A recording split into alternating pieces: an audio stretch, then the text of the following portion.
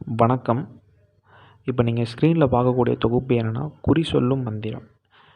எந்த தெய்வத்தை வேணால் நீங்கள் வச்சு குறி சொல்லலாம். இன்ன வரைக்கும் நிறையா பேருக்கு குறி சொல்லணும்னு ஆசை இருக்கும், மாந்திரிகம் ஆடணும்னு ஆசை இருக்கும், தெய்வத்தை உடம்புல இறக்கணும்னு ஆசை இருக்கும்.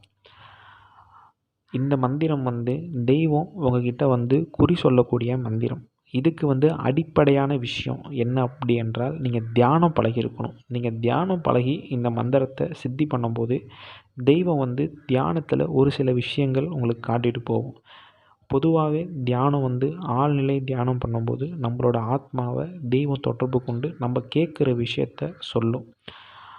அதுக்கு பயிற்சி எடுக்காதவங்க இந்த மாதிரி மந்திரத்தை நீங்கள் சொல்வதால் வெகு சீக்கிரம் நீங்கள் தெய்வத்தை சரணடைஞ்சு நீங்கள் கேட்குறக்கூடிய விஷயத்த தெய்வம் சொல்லும்.